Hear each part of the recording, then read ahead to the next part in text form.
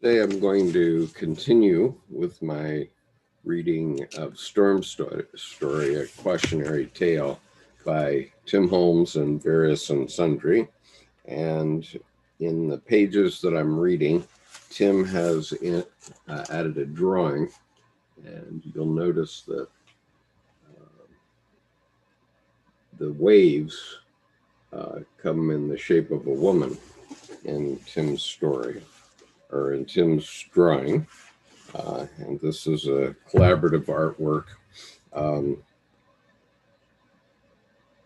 and so today we're, uh, this is a book that Tim gave me for Christmas. Um, and it contains, among other things, eulogies of various members of Congress. And good afternoon, Thomas. I'm going to be just reading today, but you're welcome to be here. Um, so these continue to be eulogies of um, the Honorable Charles Quincy Terrell. And today I'm going to read the eulogy by Mr. Washburn of Massachusetts. Mr. Speaker, I regret that my engagements have been such that I have been unable to make any preparation for the services of this day. What I say will be suggested by the inspiration of the moment and single reflection of my estimate of the character of our departed friend. But, Mr. Speaker, the mere fact that a few of his more intimate associates are gathered today in this historic chamber is in itself a somewhat impressive tribute to his memory. In this chamber, which for upward of 50 years has been the center of the political activities of this country during a most wonderful epoch in its history, and during which time a far greater number of its membership have passed to that mysterious realm than are now living. My intimate acquaintance with Mr. Terrell began with my service in this house. I've noted with interest that he was a graduate of Dartmouth College, and the mere mention of that name recalls to us the greatest and most distinguished of her sons, who served in both branches of the Congress, where he won imperishable fame, and who made the name of his college immortal by his championship of her cause in the Supreme Court of the United States. And I am reminded now that no more discriminating estimate of his character and ability has ever been made than that by our distinguished colleague, Mr. McCall. It has been said by some, it has been said by someone, Mr. Speaker, that genius consists in an infinite capacity for taking pains. If that be true, I think we may justly say that our departed friend had some of the attributes of a true genius, because I should say that impressed those the quality that most impressed those of us who knew him was the careful, diligent, and painstaking consideration which he gave to every question, large and small, upon which it was his duty to pass.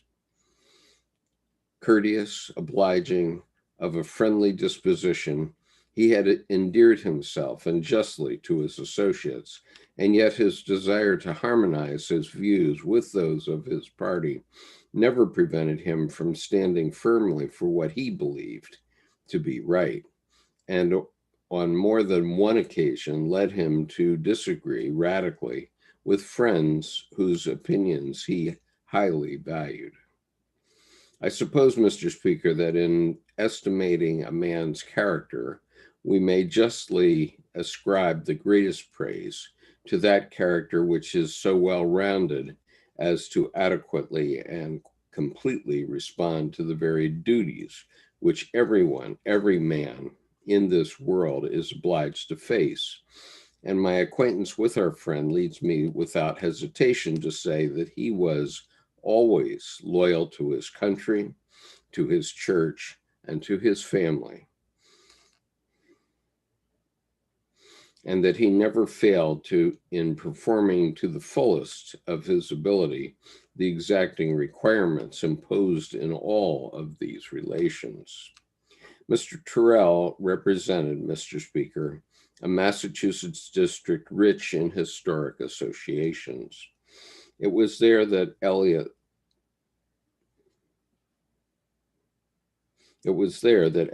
labored among the Indians, and it was in that immediate vicinity that much of the earliest history of New England was made. Our friend never failed to appreciate and to be proud of that fact, and he was equally alive to his responsibilities as a representative of the later development of our industrial activities, which have entirely transformed the character and occupations of our New England people. Mr. Speaker, I regard it as a privilege to be permitted to say these few words as a modest tribute to our departed friend, whose memory I am sure we shall always carry with us as one of the most grateful we have had in connection with our service in this house. Address of Mr. Lawrence of Massachusetts.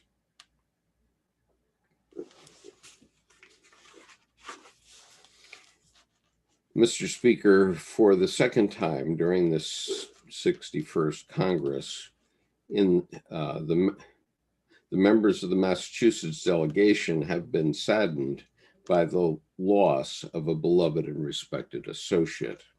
It seems but a few days into that it seems but a few days ago that we were gathered together in the hall to pay tribute to the life and character of William C. Lovering. And now, death having again invaded our ranks, we have met to give expression to our sincere sorrow at the passing from us of another friend and colleague, Charles Q. Tyrrell. Both were true and tried sons of Massachusetts. Both had successfully stood that most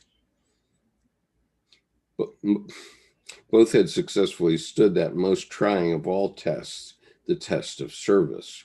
Many years of earnest and patriotic effort had won wide recognition and generous appreciation. Throughout our Commonwealth, there is regret, deep and genuine, at the loss of these two faithful public servants. The reason I'm having difficulty reading here is because sometimes Tim's drawing has hidden some of these words and I have to work out what they are. But anyway, hello, Paulo. Thank you for joining me today. During the sad exercises held in the house of Mr. Lovering, one of the most thoughtful addresses was made by the man who was to soon follow him. Let me quote a few sentences. Mr. Tyrrell, in speaking of Mr. Lovering, said, quote, "He was not easily discouraged.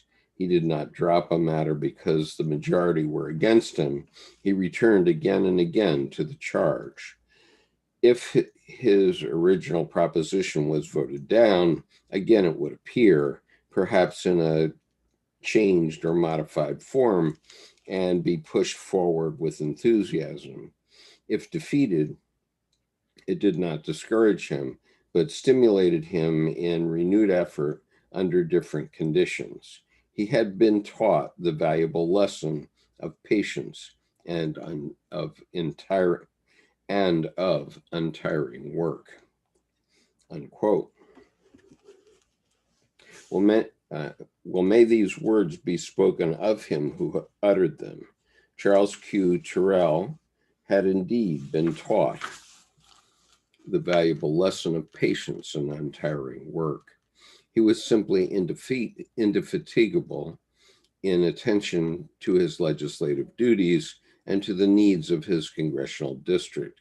He never spared himself, not even when his health became impaired and unremitting labor brought pain and exhaustion.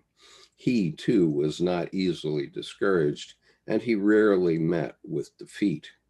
Mr. Terrell was a man who not only worked, but who accomplished results, and his whole record in Congress will be remembered because of things done. I suppose his best work was done in the Committee on the Judiciary. There, his fine legal mind and his long and varied experience counted for much.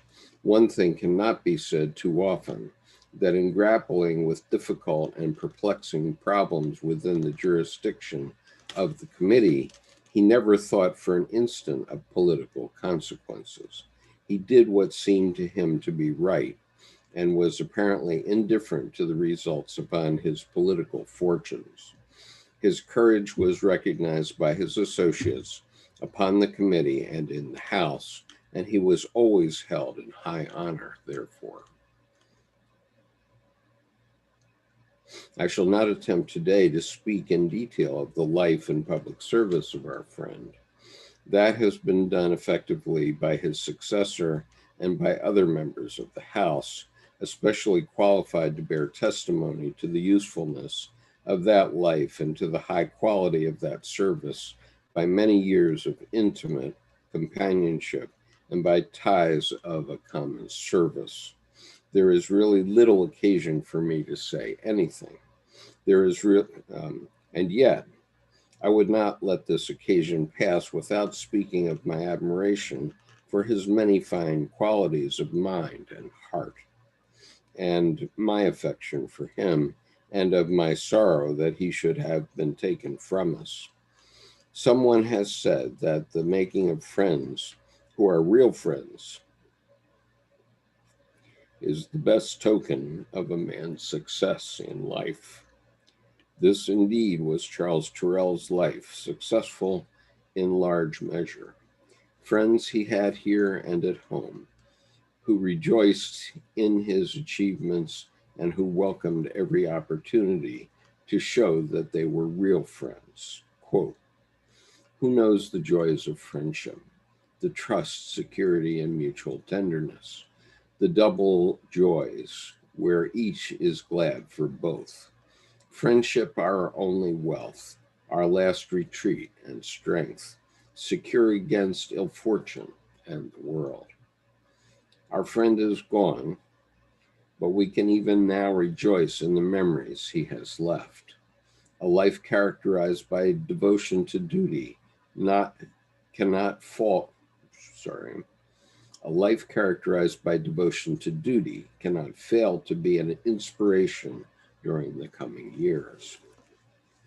And I'll call it quits for tonight, but I think that those words might ring out through the country today is all I can say. It being the January the 5th, 2021, and given what's happening in our nation's capital today and tomorrow. I wish you all a happy new year, and I will read on in this book. I don't know,